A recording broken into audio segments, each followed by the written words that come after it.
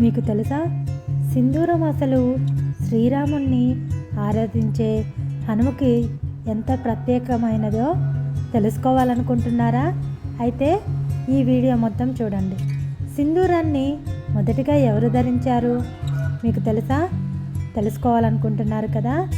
సింధూరము ఎవరికి పెడతారో వాళ్ళ స్మరణ చేత మంగళ పదాలు జరుగుతాయి.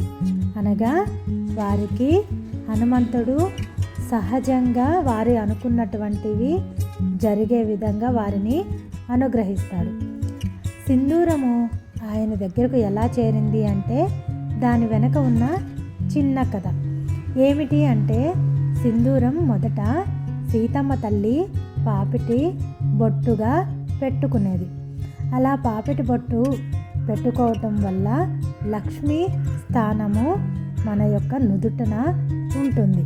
కాబట్టి సీతమ్మ ఎప్పుడూ సింధూరాన్ని ధరించేది. ఒకరోజు హనుమ అడిగాడు, ఎందుకు అక్కడ సింధూరం పెట్టుకుంటారు అమ్మా అని అడుగుతాడు. అప్పుడు సీతమ్మ, పాపిట బొట్టు పెట్టుకోవటం మీ స్వామికి అన్ని విధాలా కలిసి వస్తుంది అని చెప్తుంది. అప్పుడు హనుమంతుడు, అమ్మా నువ్వు అక్కడ పెట్టుకుంటేనే కలిసి వస్తుంది అంటే నేను ఒళ్ళంతా రాసుకుంటాను అంటాడు. అప్పటి నుంచి హనుమంతుడు సింధూరాకృతిలో తయారవటం అందరికీ తెలిసిందే.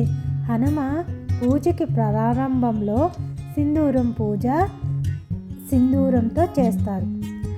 ఎక్కడైతే పూజ పూర్తయింది అని అనుకోవటానికి సింధూరం భక్తుడు తన యొక్క నుదుటిని రాసుకుంటాడో అంతటితో పూజ అయిపోయింది అని అర్థం.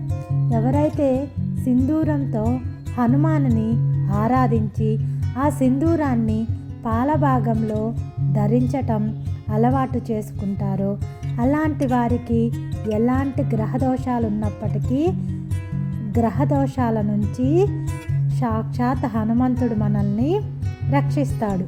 అంతేకాకుండా సింధూరం రాసుకోవటం వల్ల శని భగవాను నుంచి మనకి ఉపాసనా శక్తితో హనుమంతుని ఆరాధనతో బాధలు అనేవి మనము తగ్గించుకోవచ్చు.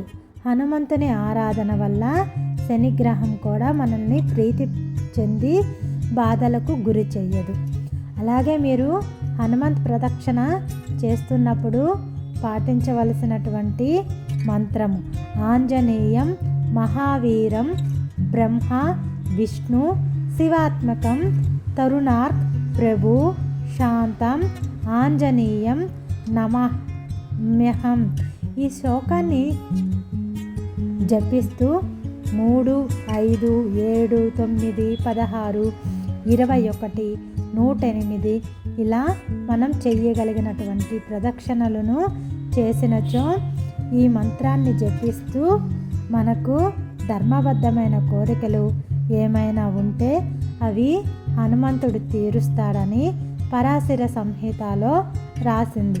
కాబట్టి ప్రతి ఒక్కళ్ళు హనుమంతునికి దగ్గర అవ్వాలి అన్న హనుమంత ఆరాధనలో మన యొక్క కోరికలను తీర్చుకోవాలి అన్న చిన్న చిన్న ట్రిప్స్ని ఫాలో అవ్వండి. అన్ని వేళలా హనుమంతుడు మనతోనే ఉంటాడు.